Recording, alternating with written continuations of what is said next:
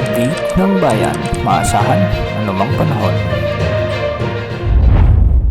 Magandang oras po sa ating lahat. Narito na ang pinakahuling update sa magiging lagay ng ating panahon sa susunod na 24 oras. Sa kasalukuyan nga ay patuloy nating minomonitor ang low pressure area na nabuo sa kalagitnang bahagi ng ating bansa. Ayon sa Pag-asa, huli itong namataan sa karagatang sakop ng Concepcion sa bahagi ng Iloilo Province. Samantala, easterlies naman ang nagdadala ng maulap na kalangitan na may mga kalat-kalat na pagulan sa nalalabing bahagi ng ating bansa. Dahil nga sa pag-iral o dahil nga sa epekto ng low pressure area, asahan na ang maulap na kalangitan na may mga kalat-kalat na pagulan at thunderstorm sa buong Visayas, sa may Bicol region, sa may Romblon, Quezon Province at sa may Marinduque. Ang mga lugar na ito ay pinag-iingat natin sa banta ng mga pagbaha at pagguho ng lupa, lalo na kung may mga katamtaman hanggang sa kung minsan ay malalakas na pag-ulan.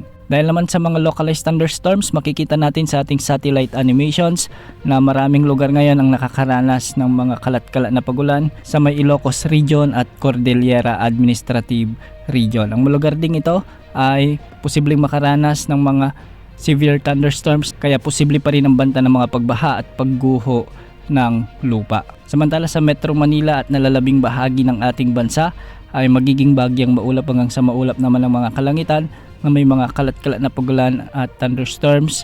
Dulot naman ito ng easterlies o yung mainit na hangin mula sa karagatang Pasipiko. Posible pa rin ang banta ng mga flash floods at landslides, lalo na kung may mga umiiral na severe thunderstorms. Ayon sa Pag-asa, ang low pressure area na nasa karagatan ng Visayas ay mababa naman ang tsansang lumakas bilang bagyo. Ibig sabihin nito, anumang oras ngayon ay posible muling malusaw ito habang tinatawid ng mga kalupaan o karagatan ng Visayas area. Sa ngayon, wala pa rin tayong minomonitor na panibagong LPA o potential na bagyo na posibleng makaapekto o pumasok sa ating area of responsibility sa susunod na 3 hanggang 5 araw. Samantala, patuloy pa rin ang pag-iral ng monsoon break o yung pansamantalang pagkawala ng habagat sa ating bansa, kaya easterlies pa rin ang mangingibabaw o dominanting weather system na magdadala ng maalinsahang panahon ngayon sa ating bansa. Sa kasalukuyan, wala ring nakataas na gale warning sa anumang baybayin sakop